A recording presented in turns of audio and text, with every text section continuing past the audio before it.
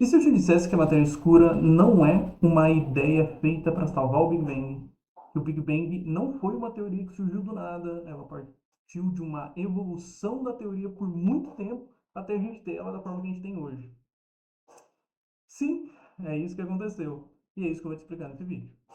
Certo, deixa eu contextualizar o porquê que eu estou fazendo esse vídeo. Em uma das primeiras, se não a primeira live que eu fiz dentro do canal Mundo Imaginário, a gente assistiu um debate de um cara chamado Marcos Erbelin com o Jaime, com o engenheiro Léo, com outras pessoas. Dentro desse debate, em algum momento, foi dito que a matéria escura foi algo feito para salvar a teoria do Big Bang, como se a teoria do Big Bang precisasse ser salva e como se a matéria escura ela precisasse da teoria do Big Bang para existir. Essas duas coisas elas estão conectadas, tanto que a nossa principal teoria, né, a teoria vigente da cosmologia atual, que na verdade é um modelo vigente, né, da cosmologia atual, é o Lambda CDM, que é o modelo principal que utiliza com base a matéria escura. Mas hoje a gente vai dividir esse vídeo em duas partes e eu vou explicar para vocês primeiro. O Big Bang ele evoluiu pelo tempo, não foi algo que aconteceu para sempre, não foi algo que já surgiu da forma como a gente conhece. E a segunda parte a gente falando da matéria escura, tá certo?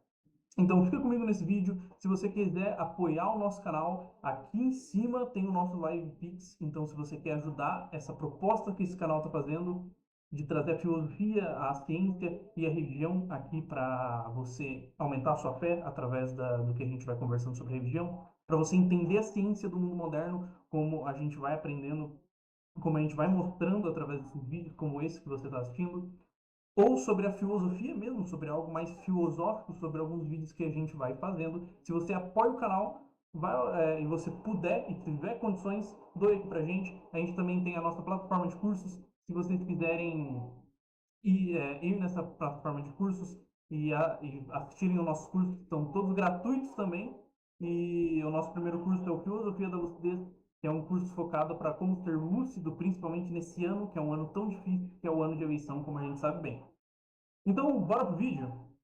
Vamos começar! E se eu te disser que a teoria do Big Bang e grande parte das teorias físicas, elas não são uma linha do tempo linear.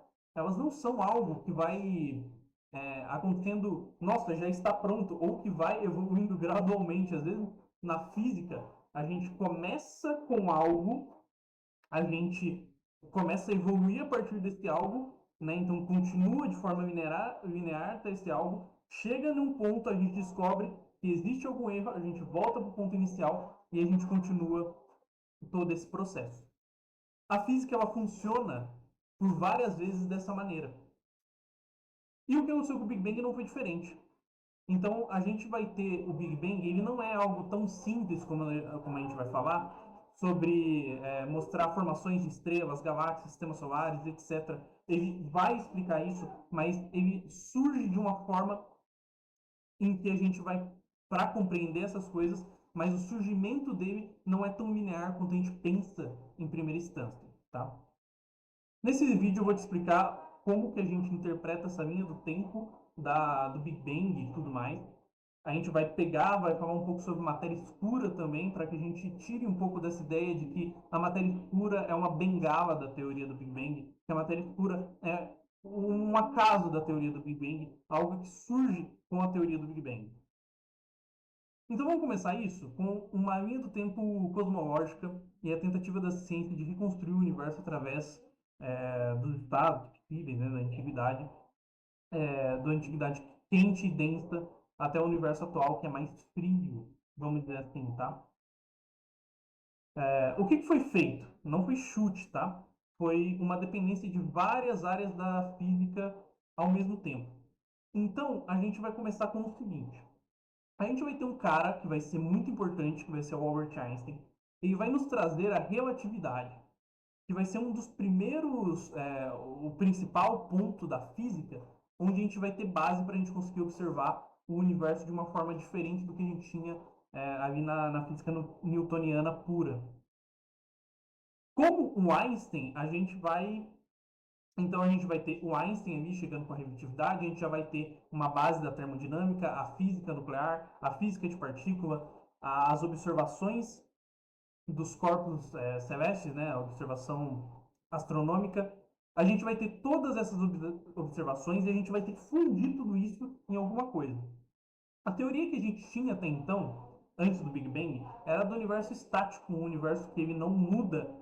Na verdade, ele até muda, mas ele não muda em uma escala ele muda, como todas as coisas mudam, mas ele não está partindo de um ponto, ele não está em expansão. O universo sempre existiu, sempre foi dessa maneira e sempre vai existir. Essa seria a teoria, resumindo, tá? Isso aqui é um resumo da primeira hipótese ali, que era a hipótese do Einstein do universo estático.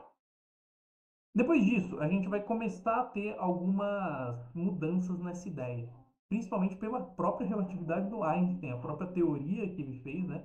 O Einstein, em vários momentos, ele tem isso, né? Ele cria o mecanismo e outras pessoas vão formulando com base no mecanismo que ele fundamentou. Então, se o universo está expandindo, como a gente vai ter com as primeiras ideias, a gente vai ter algumas primeiras ideias, né? E quem que vai consolidar essa primeira ideia como algo, uma hipótese mesmo, vai ser o Georges Lemaître, o pai da teoria do Big Bang, que era um padre católico, tá? Essa parte do padre católico eu nem precisava, mas por eu ser católico, eu acho que é importante dizer que pode existir fé dentro da ciência. Não dentro da ciência, assim, entendo que são duas matérias distintas, né? Eu já falei sobre isso. Não dentro da ciência, mas que mesmo tendo fé, você pode fazer ciência. Então, se o universo está em constante expansão, então quando voltamos no tempo, ele consideravelmente era menor. E se ele era menor, ele tende a ser mais quente.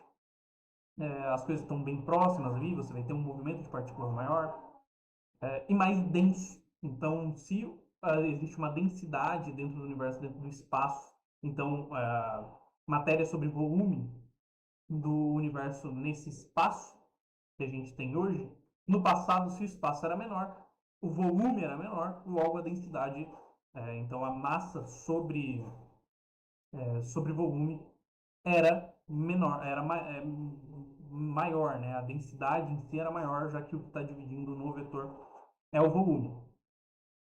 O que é importante a gente dizer é que a matéria do universo ela nunca muda. Isso é importante da gente dizer porque por muitas vezes a gente pensa que talvez tivesse menos matéria, mas aquela coisa do Lavoisier, né? Nada se cria, nada se destrói, tudo se molda, né? Tudo se muda no nosso universo. Então energia, partículas, tudo vai estar em constante mudança, mas nada aumenta ou diminui nessa questão. Então o universo ele tendia a ser menor. O Big Bang não foi uma bomba que explodiu, tá? Isso é importante. O Big Bang é o nome que é dado ao início quente e denso do universo, e a gente vai começar a fazer os cálculos de uma expansão. Entendam que expansão não é explosão. Quando eu falo de expansão, eu estou falando, e entendam que o que eu vou dizer aqui é uma analogia, é como um balão inflando. Infla tudo para todos os lados ao mesmo tempo. Então não existe um ponto necessariamente em que o universo ele surgiu em todos os pontos. Por quê? Porque o universo ele está em expansão. Então pensem no balão que ele está fechado e na hora que você assopra ele vai para todos os lados ao mesmo tempo. Então aquele espaço inicial ele era um espaço menor. O volume inicial ele era um volume menor. O volume expandiu junto com o universo, que é o que a gente chama dessa singularidade, né, do universo. Quanto mais próximo você está da borda, entre aspas, do universo, mais ele vai se esticar. Então, o nosso universo ele começou, então a teoria vigente, né, que é atualmente a do Big Bang, né, através do lambda CDM, quando a gente tem o Big Bang, ele necessariamente estava mais denso, volume menor, quantidade de matéria mesma, então era mais denso e mais quente, porque quando as coisas elas tendem a estar em um volume maior, elas tendem a se propagar, o calor ele tende a se propagar também, o que faz com que as coisas esfriem. Mas a gente vai ter esse ponto, então o Big Bang ele foi um lugar no espaço, uma expansão do espaço mesmo, e não foi uma explosão, como muitos pensam, né? Muita gente, eu vejo muita gente, principalmente esse pessoal do TDI, virarem e falar assim, mas vocês acreditam numa explosão? Uma explosão gerou o universo? Não foi uma explosão, cara. Foi uma expansão disso, tá? Dessa matéria acumulada lá no início. Isso é importante, né, para a gente conseguir entender um pouco dessa questão do Big Bang, né? Que o Big Bang ele não é uma, uma explosão, mas sim uma expansão. E o que a gente tem como lambda CDM e o modelo vigente não é de como o universo surgiu, mas de como o universo evolui com o tempo. Isso é importante, tá? É uma distinção que, às vezes, eu acho que todos os criadores de conteúdo fazem, ou pelo menos a maior parte eles têm essa distinção, mas que me parece que as pessoas no dia a dia elas não têm essa distinção, que o Big Bang ele não diz como o universo começou. Mas vamos lá. Vamos começar com uma ordem cronológica do que aconteceu em partes, tá?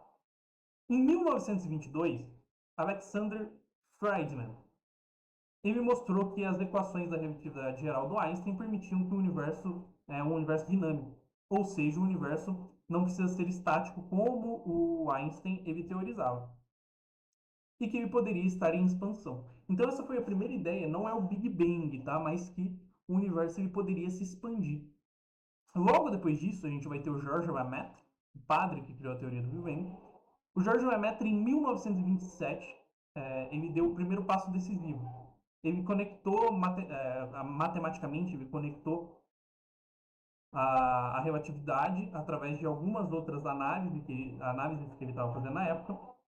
E através disso, da conexão da matemática do universo em expansão, né, que já havia sido mostrada pelo Alexander, com os redshifts, observações nas galáxias, né, observações que a gente vai fazendo nas galáxias, em linguagem simples, ele percebeu que a luz das galáxias estava sendo esticada, indicando que elas estavam se afastando. O que isso significa? Significa que tudo estava se afastando, todas as coisas elas estavam em expansão, elas estavam se afastando. Então existe isso de um afastamento entre corpos celestes que nos demonstra a evolução. A evolução não, né? Perdão, a teoria do Big Bang.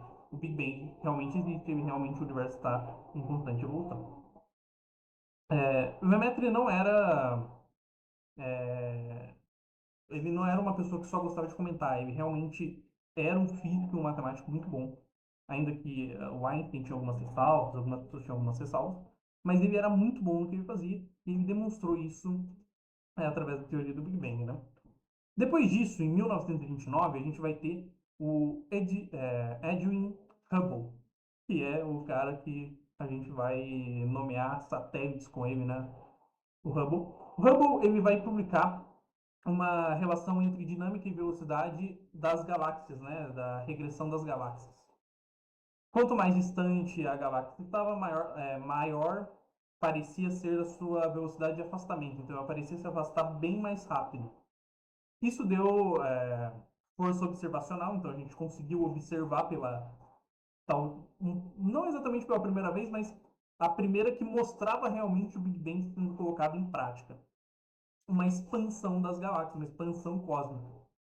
A partir daqui, a ideia de que o universo em expansão deixe de ser apenas uma possibilidade matemática e se torna uma conclusão observacional. A gente está observando que realmente está em expansão.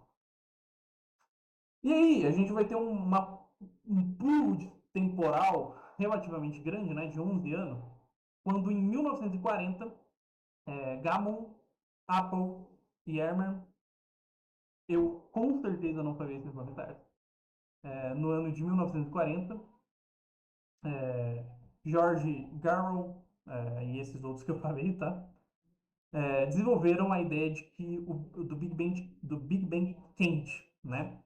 Eles diziam que se o universo está expandindo, então no passado ele deveria estar mais quente e denso. Então, entendam, George Lemaitre, a gente vai ter primeiro o Alexander mostrando que pode matematicamente, através da relatividade do Einstein, existir expansão. George Lemaitre vai trazer isso para a matemática, vai trazer isso como uma hipótese inicial.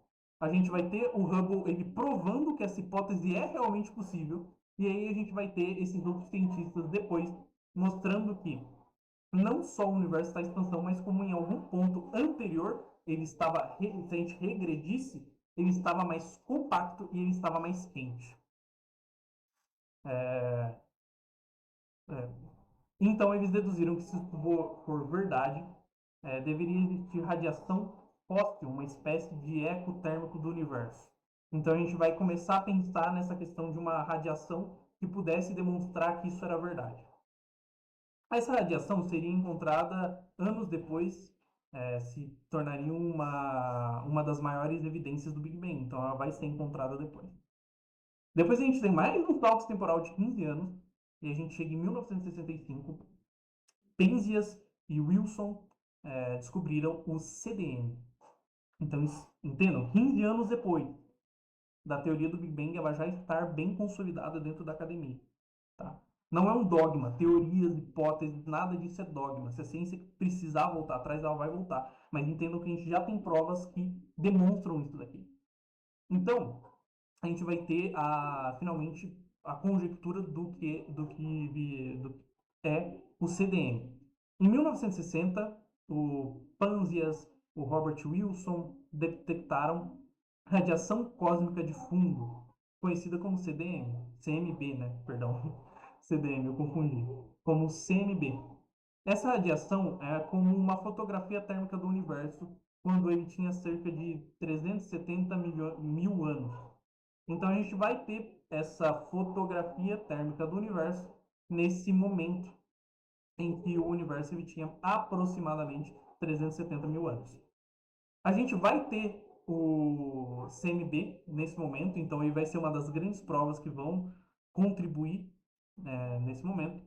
Então, antes disso, o universo era tão quente e denso que a luz não conseguia viajar livremente. Quando ele esfriou o suficiente, os elétrons se combinaram com os núcleos, os átomos se formaram e a luz pôde finalmente se propagar. Essa luz antiga é o que detectamos hoje como radiação cósmica de fundo. Então, quando os fótons eles finalmente puderam se propagar, a luz, né, através dos fótons, pôde se propagar, aí a gente vai ter o universo começando a se formar, né? Porque a gente vai ter os elétrons se juntando com os prótons e os nêutrons, fazendo os núcleos dos prótons e dos nêutrons se juntando, matéria começa a surgir, a gente vai ter luz começando a ficar livre, e aí a gente começa a ter a primeira fotografia térmica do universo, que vai nos demonstrar dessa forma. Então a gente vai ter todas essas escalas que vão sendo passadas até a gente ter o que a gente tem hoje. Então, a gente vai ter também o universo observável. Quando o cientista fala que o universo é observável, ele não está dizendo que o universo inteiro acaba ali. Que o universo ele não tem um final, que quanto mais você chega, mais ele se estica. O universo observável é uma região é apenas uma região de onde a luz teve tempo de chegar até nós desde o início da expansão cósmica. Então, quando a gente fala de universo observável, até onde a luz conseguiu chegar até nós desde esse começo da expansão cósmica, tá? Porque ali a luz ainda estava presa, entre aspas. Mas quando ela chegou, a gente já consegue observar, e isso que a gente chama de universo observável. Imagine que você está no meio de um oceano com neblina. Isso daqui é um exemplo que eu vou dar, tá? Você consegue ver até certa distância. Isso não significa que o oceano acaba na sua visão. Ele termina ali. Significa apenas que aquela é a parte acessível que você consegue ver. Então imagina num barco no oceano, você consegue enxergar bem longe no oceano. Não significa que o oceano acaba ali. Significa que é só até onde você consegue ver. Isso é o universo observável. Então, na minha tempo cosmológica, a gente fala aqui com muita segurança sobre o universo observável, mas não afirma automaticamente que sobre tudo que pode existir nesse horizonte, até onde pode chegar. Como eu disse, o universo está em constante expansão. Dito isso, vamos entrar no tema da matéria escura, que talvez seja o tema principal desse vídeo que a gente precisa falar. Conforme os cientistas eles foram entendendo melhor a história do universo, apareceu um problema grande. A matéria que brilha não precisa ser, não precisa ser o suficiente para explicar o comportamento das galáxias. Então, ela não parecia ser o suficiente para explicar o movimento das galáxias, tá? O argumento do Eberlin, por exemplo, do que os buracos negros eles fazem com que isso funcione, né? Ele dá essa estabilidade que se era necessário, mas eu já vou explicar daqui a pouco por que isso está errado. Mas isso não consegue explicar o comportamento das galáxias, dos aglomerados, das estruturas cósmicas. Então a gente não consegue explicar só com a matéria normal. E aqui que entra a matéria escura. Tá? Não é que a matéria escura ela entra para defender o Big Bang, a matéria e a energia escura. Elas entram porque as observações que a gente estava fazendo, elas não estavam batendo com a matemática. Não estava batendo com o que deveria acontecer. Então não tem nada a ver com o Big Bang. Tipo assim, você pode até fazer alguma relação, mas o que a gente está falando aqui é de coisas observacionais. E aqui que entra a matéria escura. A matéria escura não significa matéria mágica, como o Weber e outros, e coleguismo, né, gostam de falar. Não é espiritual, não é invisível, não é fantasiosa. Significa uma forma de matéria que não emite luz de maneira detectável, pelo menos, né? A gente pelo menos nunca detectou, mas cuja presença é inferida pelos seus efeitos gravitacionais. O que isso significa? A gente não sabe o que é, não emite luz, não emite radiação, não tem como a gente testar o que seja, mas tem massa e gera gravidade. Então, a matéria escura, como a gente sabe que ela existe, é porque ela tem massa e a gente sabe que aquelas coisas, o movimento que deveria estar fazendo, não corresponde à massa que a gente calculou. Então, é uma massa maior. É... A gente infere ela pela gravidade, né? Então, a gente vai ter 6 evidências. É... A gente não vai ter 6 evidências, né? As evidências, né? Eu vou falar aqui as evidências que a gente tem da matéria escura. Então, a primeira evidência que a gente tem são as galáxias espirais, como a Via Láctea. As estrelas e o gás que orbita o centro da galáxia, tudo que orbita ali o centro da galáxia, se a maior parte da massa estivesse concentrada onde está a maior parte da luz visível, né? Então, se a maior parte da massa estivesse concentrada aonde a gente vê matéria, a gente esperaria que a órbita caísse na região externas da galáxia. Então, as orbitais, elas caíssem nessa região externa da galáxia. Isso não acontece. Por exemplo, né, no sistema solar, os planetas mais distantes do Sol, eles orbitam mais lentamente. Netuno se move mais devagar que a Terra, porque está mais longe do centro de massa dominante, que é o Sol. Então, quanto mais distante, mais lento você vai, porque você está longe do centro de massa dominante, que é o Sol. Isso, em galáxias, não vai acontecer. As galáxias, né, as estrelas, os gases, nas partes externas, continuam orbitando rápido. A curva de rotação fica próxima plana, né, aproximadamente plana. Nada gira tão mais rápido assim, tão mais rápido uma parte do que a outra. Isso sugere que exista uma massa espalhada ao redor dessas galáxias, que existam mais massa espalhada ao redor dessas galáxias que aquilo que é observado. Então, aquilo que conseguimos ver, estrelas, gases, poeira, etc., deve existir alguma coisa que está ali que dá mais massa para a gente conseguir ter a forma com que a gente tem do movimento das galáxias. Então, a gente vai ter, por exemplo, Vera Rubin e outros astrônomos que tiveram um papel fundamental para mostrar que o comportamento era comum em galáxias espirais. Isso fortalece a ideia de elo da matéria escura envolvendo galáxias. Então a gente vai ter, nesse momento, mostrando que o comportamento dessa a forma com que a gente coloca a matéria escura, ela ela é vista no comportamento dessas galáxias. Tá? Ah, a galáxia gira como se ela tivesse mais massa do que realmente vemos. Essa é uma das provas, tá? Que existe uma matéria que a gente não consegue observar. Matéria escura não é o nome que a gente dá para algo que a gente sabe.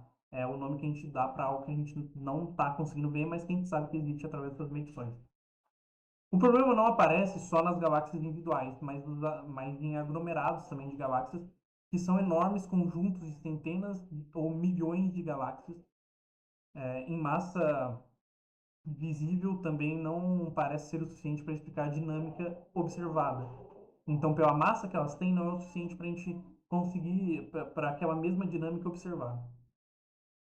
Já na década de 1930, Fritz Zach estudou o aglomerado de Coma e percebeu que as galáxias estavam se movendo rápido demais para a quantidade de massa visível. Se houvesse matéria que brilha, o aglomerado deveria se desfazer. Então existe mais massa do que realmente necessita.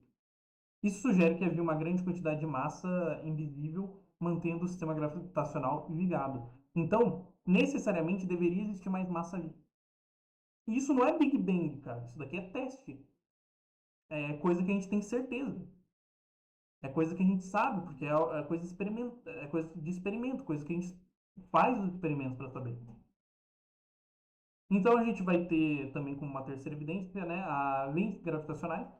Então, na relatividade geral, diz que a massa curva do espaço-tempo, que a massa curva o espaço-tempo. Então, quando a luz de uma galáxia distante que passa perto de um objeto massivo, a trajetória pode ser distorcida. Esse fenômeno é chamado de lente gravitacional.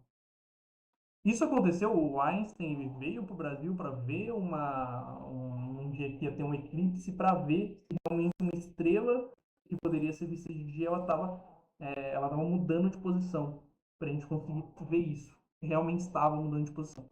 Então isso demonstra que realmente a gravidade ela altera o movimento que a luz está fazendo. Então, com lentes gravitacionais, os cientistas conseguiram mapear onde está a massa total do sistema, mesmo que a massa não esteja emitindo luz. Então, através disso, a gente conseguiria ver, então, se existisse algo extremamente massivo em algum lugar do universo, a gente ia, então eu vou colocar aqui, ó, a minha mão aqui para vocês, ó, a outra está aqui, ó. Imagina que tem uma estrela aqui. A estrela ela vai estar aqui atrás, mas a luz dela vai meio que virar em volta. Ela vai passar por aqui, ó. A luz dela vai virar em volta desse corpo massivo. Pode acontecer de várias formas, tá? Mas a principal seria essa, né? De distorcer o movimento em que a luz vai fazer. Quando existe essa distorção, a gente consegue perceber que tem massa ali. Então, no caso muito famoso do Burrett-Coulter, um sistema de aglomerados em colisão, né? Durante essa colisão, os gases quentes que contêm grande parte da matéria comum dos aglomerados fica em uma região, mas o mapeamento de massas foi feito com lentes gravitacionais, né? Venteamento gravitacional. E através disso, a gente descobriu que a maior parte da massa estava em outras regiões, não na região que estava sendo visível ali naquele momento. Então, através disso, a gente conseguiu ver que a maior parte da massa não estava onde a gente achava que estava, que é a parte observável. Isso é muito importante porque mostra que a massa gravitacional não está simplesmente seguindo o gás visível. Ela parece ter um comportamento separado, pouca colisão, e exatamente como se espera da matéria escura. Né? Isso que a gente teoriza, que a gente chama de matéria escura.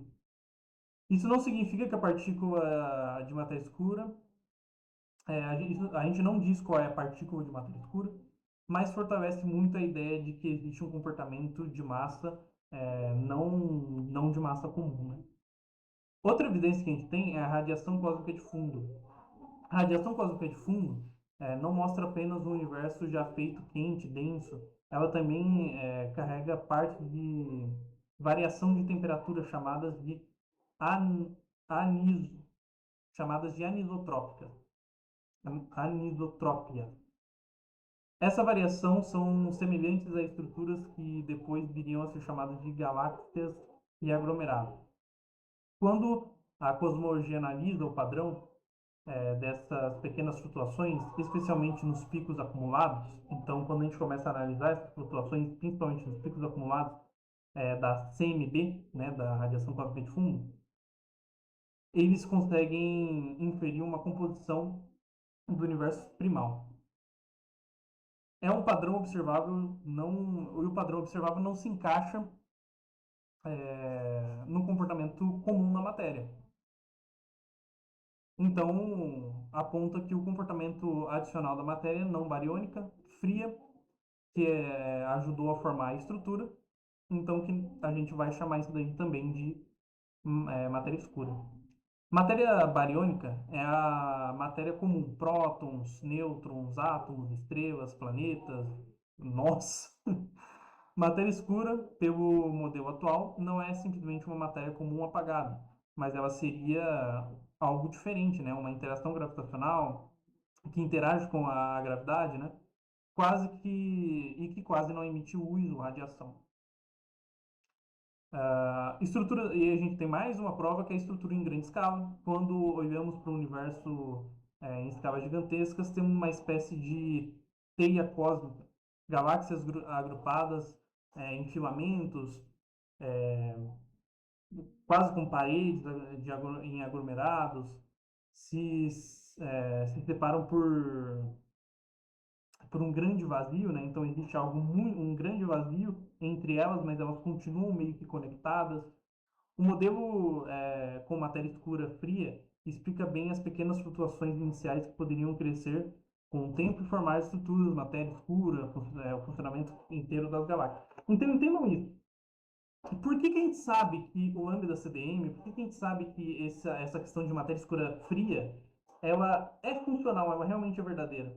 Porque todas as nossas simulações, todos os cálculos que a gente faz, eles batem.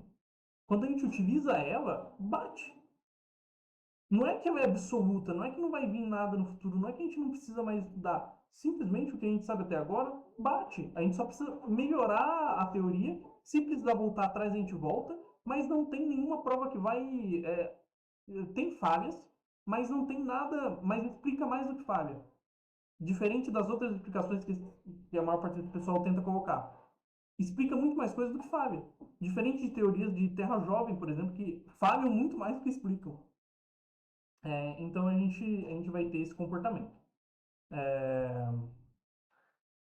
não é que a matéria escura ela faz as galáxias como um modelo rígido, tá? Mas ela cria poços gravitacionais onde gás comum pode cair, esfriar, formar estrelas e galáxias, etc. Então ela faz esses laços que a gente consegue trabalhar bem com eles. Que a gente consegue analisar bem. Então, resumindo, é isso, cara. Matéria escura é isso. Agora eu só vou finalizar com energia escura para que vocês entendam também o que a gente entendam esse ponto também. Energia escura é uma outra coisa que eles vão falar que não existe, que é tudo baboseira. Mas ainda falta essa outra surpresa. Mesmo depois que a gente aceite que a matéria, que existe essa matéria escura, né, essa matéria fria que existe além da matéria convencional, bariônica, a gente vai ter que os cientistas vão descobrir algo ainda mais estranho. A expansão do universo parece estar acelerando. Caramba, o que isso significa? Que significa que ela não deveria. Que deveria, por justamente estar ficando mais frio, por justamente as coisas é, elas estarem assim próximas, uma puxando a outra e tudo mais, a expansão do universo deveria estar diminuindo a velocidade. Mas, pelo que a gente enxerga, a gente descobriu que a expansão está acelerando, está cada vez mais rápida. É aqui que entra a energia escura. A energia escura não é a mesma coisa que matéria escura, isso tem que ser deixado bem claro. Matéria escura ajuda a formar estruturas pela gravidade. A energia escura está associada à aceleração do cosmos. Por que, que as coisas estão expandindo cada vez mais rápido? Então a gente chega, né, nas evidências que vão comprovar isso. A gente vai ter as supernovas tipo Ia. Supernovas tipo Ia, elas são basicamente explosões de estrela extremamente brilhantes. Elas são importantes porque podem funcionar como velas padronizadas, né? Isso significa que dentro da astronomia a gente consegue estimar sua luminosidade real comparando com brilho observado. Então a gente consegue comparar bem. Então elas têm um padrão muito próximo. Então a gente consegue olhar para elas e conseguir saber bem o que está acontecendo e tudo mais. Se eu sei o quão brilhante algo é de verdade, e vejo o quão fraco parece estar, parece daqui, né? O quão fraco parece estar do meu ponto de referencial, eu consigo estimar a distância. Então, se eu tenho elas como vela padrão, eu sei quão brilhoso ela está do ponto de vista que eu tô, eu consigo saber o quão longe ela está. Sabendo, né, a gente consegue estimar, tá? Não é que a gente sabe absolutamente onde ela está, mas a gente consegue estimar essa distância. No fim dos anos 1990, dois grupos independentes observaram supernovas distintas e descobriram que elas pareciam mais fracas do que esperado em um universo cuja expansão estivesse desacelerando. Então, se a gente tivesse um universo que está parando a velocidade, elas não deveriam ter aquele brilho que elas têm. Isso já vai começar a demonstrar que realmente elas estão indo mais longe. Quanto mais fraca, mais distante. Então elas estavam numa distância que elas não deveriam estar se as coisas estivessem indo mais devagar. Aí a gente vai ter uma outra coisa, né?